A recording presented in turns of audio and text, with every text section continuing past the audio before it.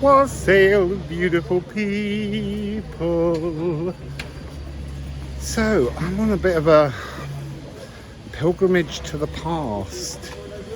I'm walking along Deptford High Street, which used to be the Oxford Street of South London. And back in the 15th century, it was far enough outside of London, and there were fields between, that it was the royal docks. And so there's an enormous amount of history around here.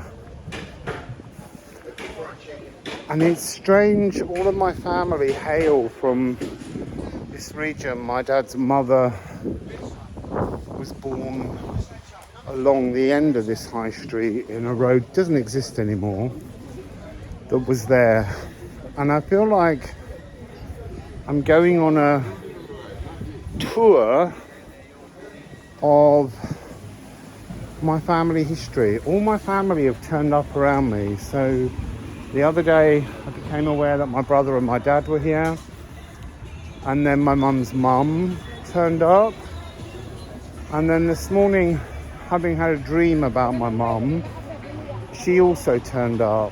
So I'm gonna take us on a journey I've long promised we would do to Greenwich, which is where my family hail from. And I'm gonna do it over a couple of days and make a single video, hopefully. And that's the 0-degree longitude line. I'm currently looking for a barber's, but many of them seem shut. And they also now seem to require appointments. And I like to just walk in to a barber's and get shaved. So this was Deptford High Street. You probably can't see it because of the sun. And I think we're going to go to the graveyard where Christopher Marlo is buried, because it has some interesting statues. So this is the ancient 12th century parish church of St. Nicholas, and it's not the same church as was here in the 12th century, but what's always fascinated me are these two skull and crossbones over the gate. And this is where Sir Christopher Marlo was believed to have been buried after he died in a Deptford street brawl.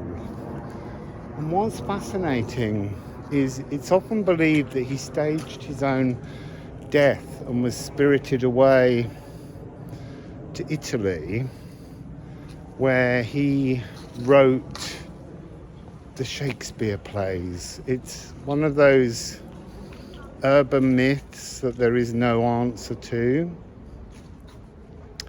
But he was a spy working for Queen Elizabeth I. And so they think, because of the work he did, he needed to appear to have died. All of the people on the jury at the time, into the inquest into his death, they all left large bequeathments that it seems impossible that they could have found this kind of monetary gain during their lifetime. So a wonderful place of mystery. He's buried in here somewhere, but they know not where. Maybe because it wasn't his body. Who knows? Anyway, let's march on down the River Thames towards Greenwich. Here we are at the Greenwich Thames foreshore.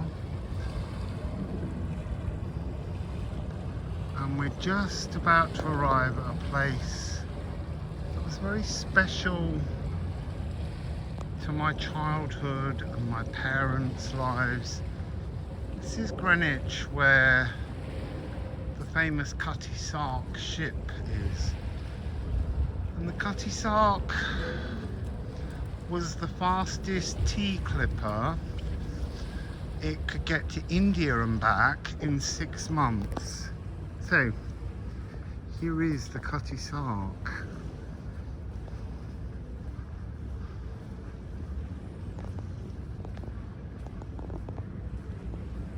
Sark. It's been in a dry dock here for a very long time, and it was being repaired back in the day, and a cleaner left a hoover on and it caught fire. So when they refurbished it, they built this glass gallery which shows kind of the watermark line of where it would have floated within the sea. But there's something about not being able to clearly view its vastness that seems a shame. And then here is the figurehead, and they have a museum of figureheads below. She carries the tail of a horse, and I really can't remember the story of the good luck that that was supposed to bring. This really is a journey into my past. I was thinking of the Cutty Sark. I visited that place for nearly 50 years, and then I turned the corner and here is Greenwich Market, where I used to have a market stall when I was very young. It's very strange. My mum and my dad used to say that this area wasn't their London anymore, and I couldn't really understand that because I lived here. And yet, coming here now, there is an energy. It's not that it's not my London anymore, but it's not part of my life frequency anymore. But I'm fascinated visiting. We're going to go inside. I'll have to turn the sound off because they've got music playing.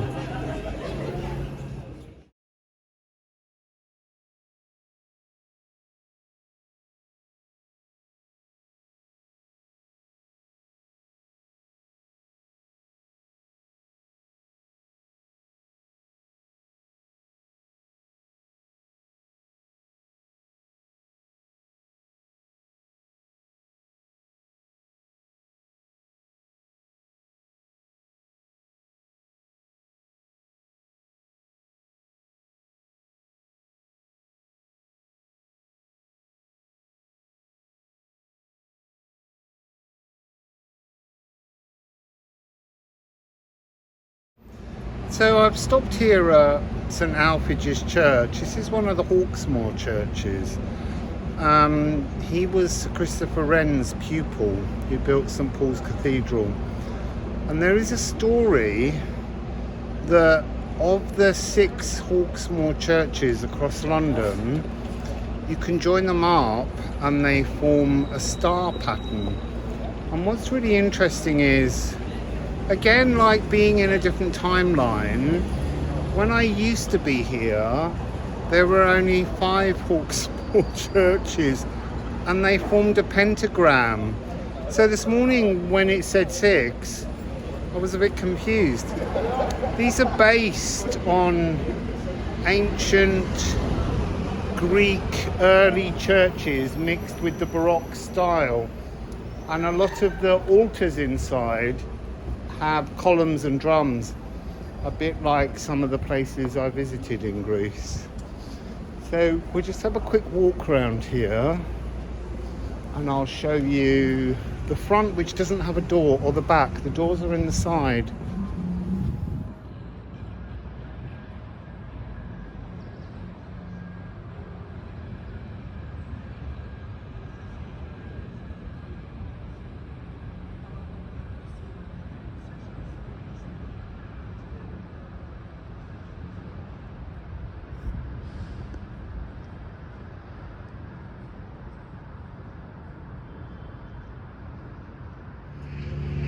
Here we are in Greenwich Park.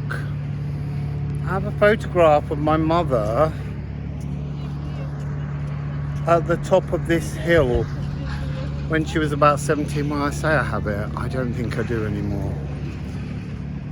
This is where Greenwich Palace was. where Henry VIII lived. And just behind me there in the distance above my head, that is the Royal Greenwich Observatory, and that's where the 0-degree longitude line is, that kind of for global events is what marks all time. So very different to the 0-degree latitude in Ecuador, which marks a physical boundary of the earth, physical space. This is about marking time.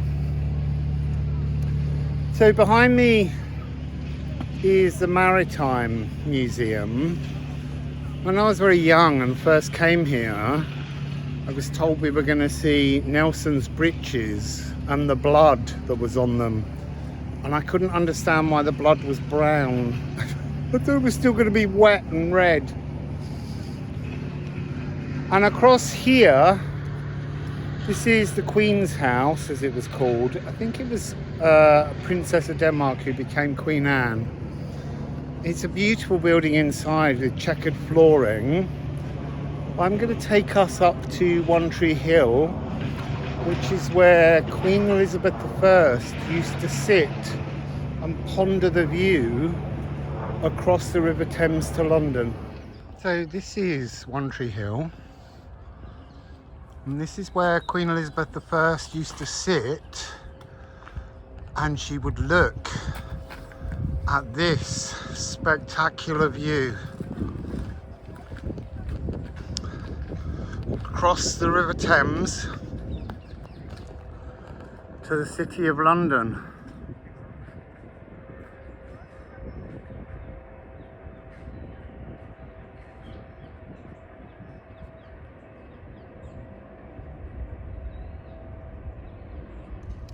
So we're still at One Tree Hill, and I have my decks with me. This was, as I said, where Queen Elizabeth I used to sit and look over towards London, and she was born just down there. And at the top there's the oldest deer enclosure, and you can walk around and you can go and look at the deer inside the area there. Maybe we'll do it. I don't have any dogs, so usually I'm not allowed anywhere near there because of having the dogs.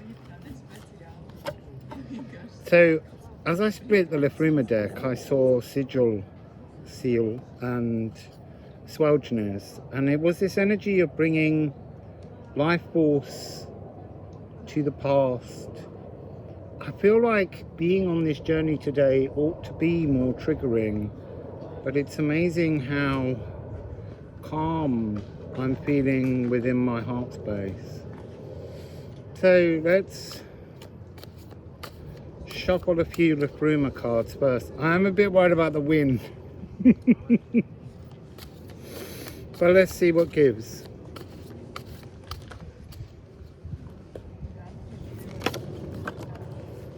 There we go. Look, Brom and Hagao. This energy of sweeping past these cosmic crises that exist within our experiences. So the butcher's brom, the knee holly that was used to clean away all the stains back in the day from the butcher's block. And then Hagal being that notion of how long do you want to remain in a hailstorm, and when do you want to open your heart and actually melt the hail so that you can begin to feel the beauty of the emotions that are actually raining down to transform you. So I'm only doing short readings for you all today. Let's go into the Alchemy of Sound Astrology. I want to take you over to the 0-degree longitude line.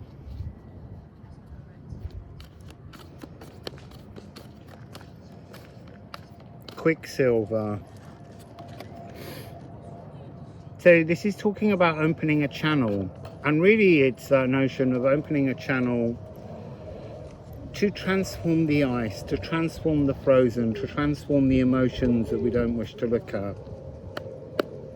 Making an open, flexible space to bring in change, but you can't bring in change if you can't open the polarities out. So the polarities on Quicksilver are I am flexible or I am rigid. And the rigid is referring back to the frozen quality and nature of the hailstones that hit us in the face and feel like tiny sort of stabbing darts.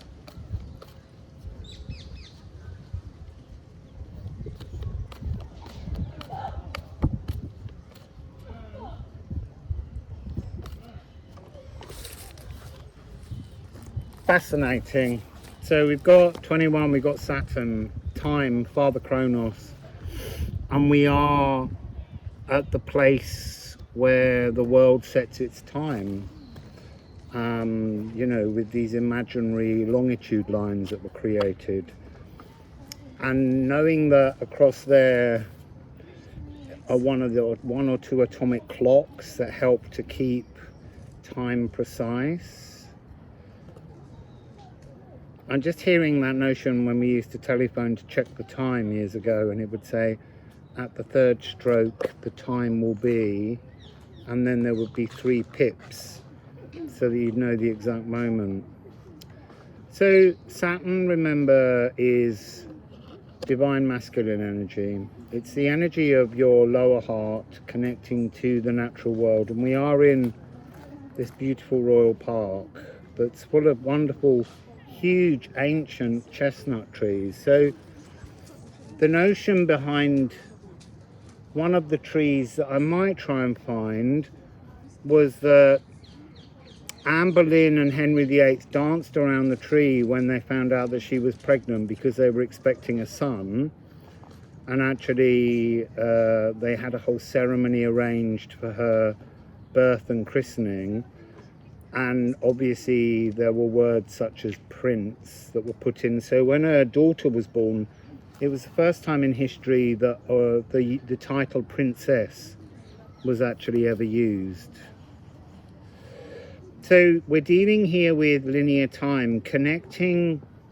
There's something about the opening of the channel with the Quicksilver. If you want to do any kind of alchemical transformation, you have to open space and step outside of time before you fix it back in. So you have to understand that the primordial rhythms, the drumming of ancient time, is much more fluid than the regularity with which we've set atomic time now.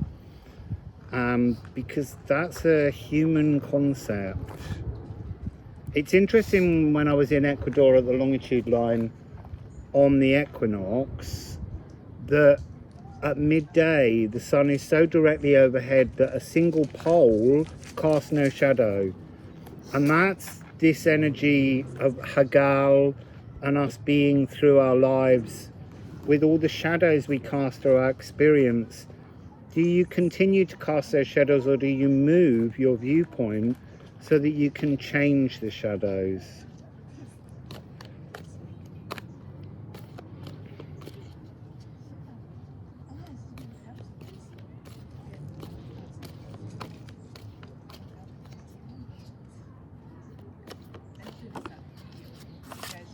Oh, 27, moon in Ophiuchus. Moon in Ophiuchus, and we've got this energy of the 9-9 here. Moon in Ophiuchus is an opportunity. It's an emotional opportunity.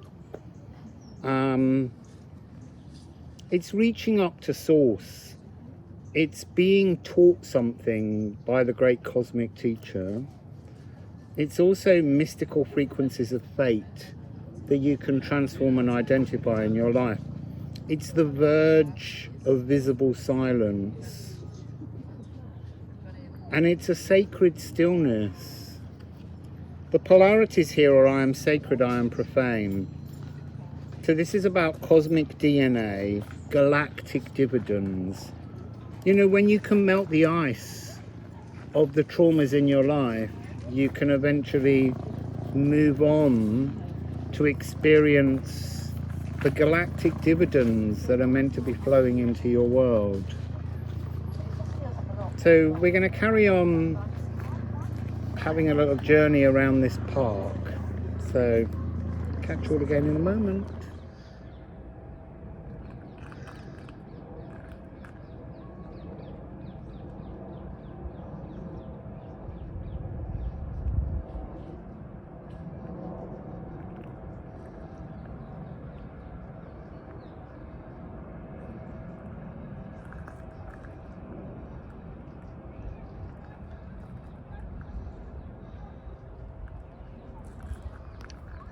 So here is the Royal Observatory, and you can see this red ball, and this was used as one of the earliest clocks. So at just before 1 p.m. in the afternoon, the ball rises, and then at 1 p.m. it drops back down, and this meant that people in ships could actually register what time of the day it was and set all of their clocks.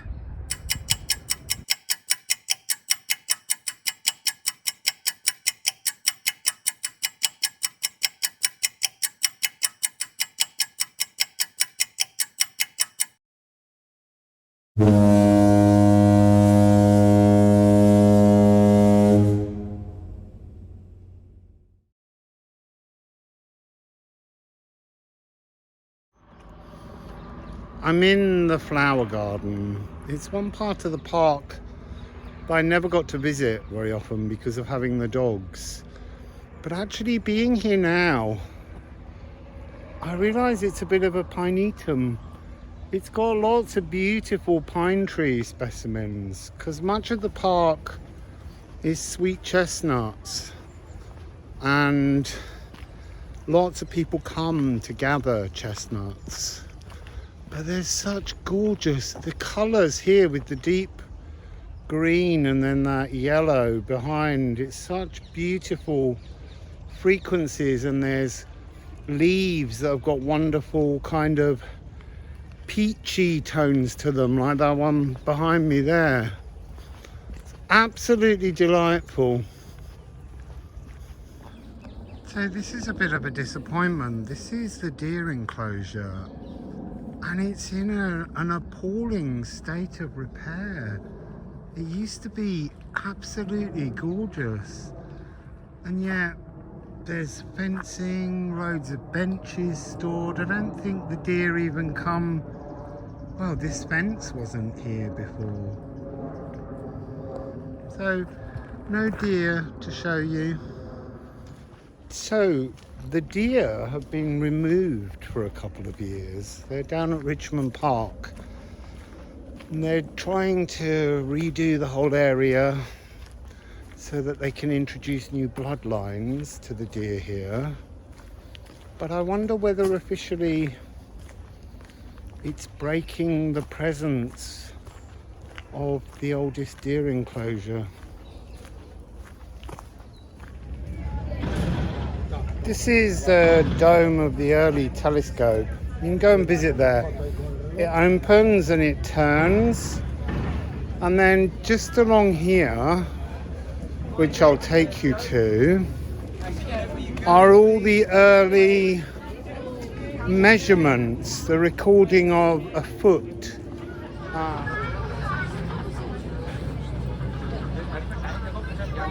And then down here, a British yard, 2 feet, 1 foot. And just around the corner here, below is London. This is the Meridian line. So the line, look, there it is, coming out top of my head. So one side is east and one side is west. So we've done the equator, and now I've shown you the meridian. So this here is the Meridian line, and then here is the building with the red ball that we watched fall at 1 p.m.